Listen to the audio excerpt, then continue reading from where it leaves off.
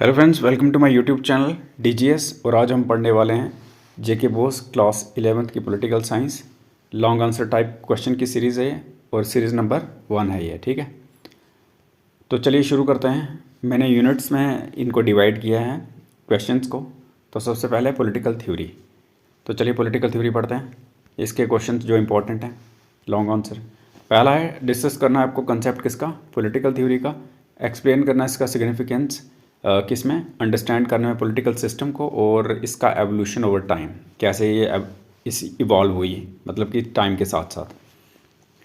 उसके बाद है क्वेश्चन नंबर 2, रिलेशनशिप बताना आपको पॉलिटिकल थ्योरी और पॉलिटिकल साइंस में। ठीक है, इनका रिलेशन आपस में बताना है। और इसको आप मतलब लॉन्ग आंसर में लिखोगे ना जब, तो कम से कम भी रिलेशन जो है आप ये करना कि 100 वर्ड्स तक लिख देना। ठीक है, और उसके बाद जो अगला 100 से लेकर 150 वर्ड तक होगा वो ये एनालाइज करने वाला पोर्शन।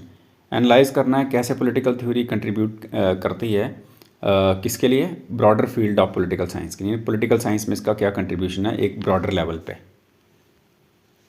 आगे क्वेश्चन नंबर 3, एग्जामिन करना आपको कंसेप्ट किसका, लिबर्टी का, और इसके डिस्कस करने हैं अलग अलग डायमेंशंस और इसकी इंपॉर्टेंस किसमें, डेमोक्रेटिक सोसाइटी में।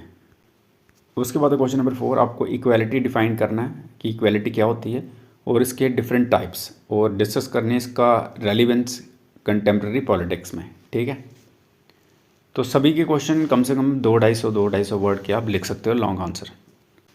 क्वेश्चन नंबर 5, जस्टिस लिखना है कि जस्टिस क्या होता है, और एनालाइज करना है इसके अलग अलग इंटरप्रटेशंस और इसका रोल पॉलिटिकल इंस्टीट्यूशंस में। आगे क्वेश्चन नंबर 6, आपको डिस्कस करना है कंसेप्ट डेमोक्रेसी का, इसके फीचर्स एक्सप्लेन करने हैं, टाइप्स और चैलेंजेस जो ये फेस कर रही है डेमोक्रेसी मॉडर्न वर्ल्ड में। तो आपको पता है डेमोक्रेसी आज के टाइम में क्या है, तो ये आप एक्सप्लेन कर सकते हैं इसको। आगे क्वेश्चन नंबर 7, पावर। पावर का कंसेप्ट है, तो पावर क्या है वो बताइए आप। ठीक है, इसकी फॉर्म्स बताइए और एक्सप्लेन करिए इसके सोर्सेस, टाइप्स और इसका रोल पॉलिटिकल रिलेशनशिप्स में पावर का क्या रोल है। आगे क्वेश्चन नंबर 8, अथॉरिटी डिफाइन करनी है और डिस्कस करनी है इसकी लेजिटिमेसी और डिस्टिंक्शन किससे, पावर से। ये भी बड़ा इंपॉर्टेंट क्वेश्चन है।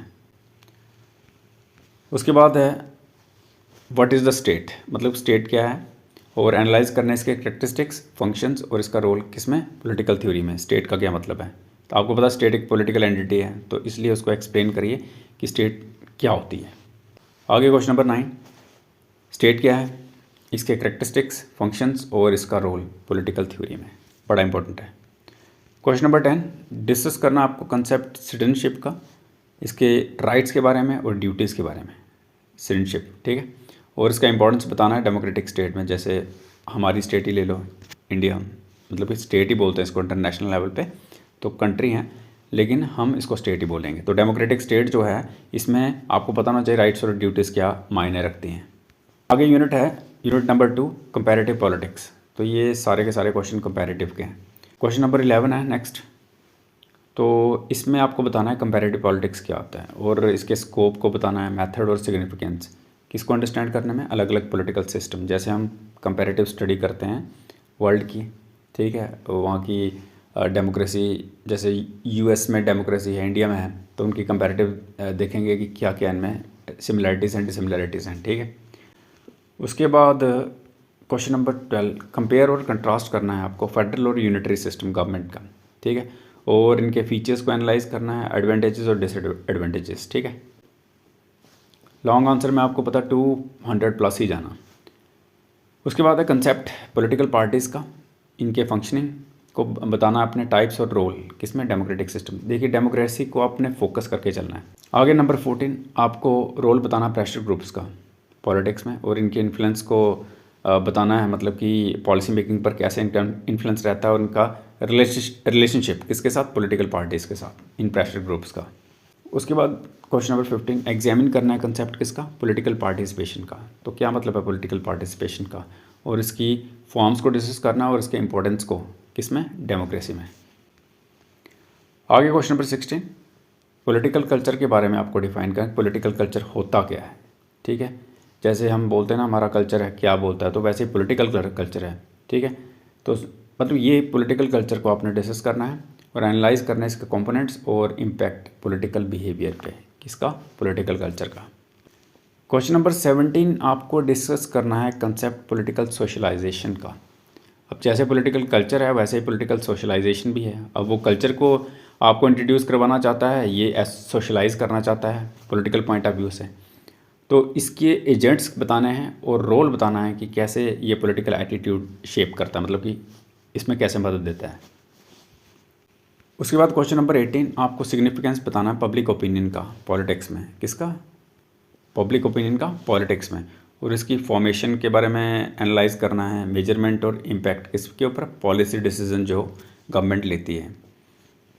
उसके बाद क्वेश्चन नंबर 19 एग्जामिन करना आपको कंसेप्ट पॉलिटिकल आइडियोलॉजी का, डिस्कस करना है इसकी टाइप्स और इन्फ्लुएंस किसके ऊपर, पॉलिटिकल सिस्टम के ऊपर। ये पॉलिटिकल आइडियोलॉजी बड़ी इंपॉर्टेंट मैटर करती है, ठीक है। उसके बाद है क्वेश्चन नंबर 20 इस सेक्शन का, रोल बताना मीडिया का। तो करंट रोल भी आप डाल सकते हो, इसके फंक्शंस बताने हैं। आप वेस्टर्न मीडिया ले सकते हो, आप यहाँ का एशियन मीडिया ले सकते हो, कहीं से का भी उठा लो। तो रोल बताना है आपको, जनरल रोल बताना है मीडिया का पॉलिटिक्स में, इसकी फंक्शनिंग बतानी है, इम्पैक्ट और चैलेंजेस डिजिटल एज में। तो ये 21st सेंचुरी को लेके है। आगे unit number 3 Indian constitution at work. तो ये बहुत इंपॉर्टेंट पोर्शन है। पहला क्वेश्चन इसमें है हिस्टोरिकल बैकग्राउंड बताना है इंडियन कॉन्स्टिट्यूशन का, यानी कि कब बना था, कैसे बना था, जो भी है। तो एक्सप्लेन करने फैक्टर्स जो इन्फ्लुएंस किए इसकी फॉर्मेशन में, कौन कौन से फैक्टर्स थे जिन्होंने इस पर प्रभाव डाला, इसकी फॉर्मेशन में प्रभाव डाला, क्योंकि ये बना था तो काफ़ी सारी, आपको पता कितना टाइम लगा था, तो इसमें कौन कौन इन्वॉल्व थे। तो ये चीज़ें सारी आप लिख सकते हो। उसके बाद क्वेश्चन नंबर 22 सिग्निफिकेंस बताना है प्रेम्बल का, किसका, भारत के संविधान का जो प्रेम्बल है उसका हमें सिग्निफिकेंस बताना है, और एनालाइज करना है इसका ऑब्जेक्टिव और इसका रोल कैसे कॉन्स्टिट्यूशन को गाइड कर रहा है। एक्चुअल में प्रेम्बल होता क्या है, एक प्रीफेस है, इंट्रोडक्टरी पार्ट है। तो आपको पता होना चाहिए कि इंट्रोडक्टरी पार्ट में क्या लिखा हुआ है और कैसे ये गाइड कर रहा है किसको, कॉन्स्टिट्यूशन को बनाने में। आगे क्वेश्चन नंबर 23 आपको एग्जामिन करना फीचर किसका, इंडियन फेडरल सिस्टम का, इसका स्ट्रक्चर, डिस्ट्रीब्यूशन ऑफ पावर्स और फंक्शनिंग। तीनों चीज़ें आपको यहाँ पे लिखनी है, तभी जाके आपका 250 बनेगा ये क्वेश्चन का आंसर। आगे 24 रोल बताना प्रेसिडेंट ऑफ इंडिया का, ठीक है, उसकी पावर्स के बारे में, फंक्शनिंग के बारे में और पोजीशन, जो पॉलिटिकल सिस्टम है हमारा यहाँ पे। तो आपको पता है नॉमिनल हेड होता है वो, तो अब आपने पढ़ा होगा तो आपको पता चल जाएगा। आगे 25 डिस्कस करना आपको कंपोजिशन और फंक्शन किसका, पार्लियामेंट ऑफ इंडिया का। तो पता है आपको लोकसभा राज्यसभा होती है पार्लियामेंट में, और इसकी फंक्शनिंग बतानी है, स्ट्रक्चर बताना, पावर और रोल लेजिस्लेटिव प्रोसेस में क्या रोल है इसका, कैसे कानून बनाया जाता है, जो भी है इसका रोल बताना सारा, ठीक है। पावर्स भी बतानी है, स्ट्रक्चर भी बताना है। आगे क्वेश्चन नंबर 26 रोल बताना जुडिशरी का। तो चलो अब जुडिशरी के बारे में बात करते हैं, इसकी इंडिपेंडेंस के बारे में, पावर्स और रोल कि कैसे इसने कॉन्स्टिट्यूशनल स्पिरिट को अपहोल्ड किया है। आगे 27 एग्जामिन करना आपको कंसेप्ट फंडामेंटल राइट्स का भारत के संविधान में।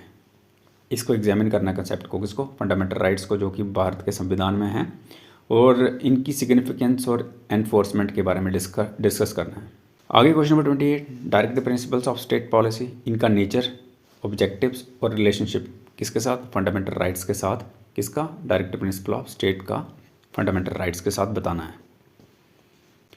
आगे क्वेश्चन नंबर 29 आपको डिस्कस करना है कंसेप्ट इमरजेंसी पावर्स का भारत के संविधान में। आपको पता कितने टाइप ऑफ इमरजेंसी है, तो एक्सप्लेन करने इनकी टाइप्स, प्रोसीजर्स और इम्पैक्ट किसके ऊपर, फेडरल स्ट्रक्चर के ऊपर।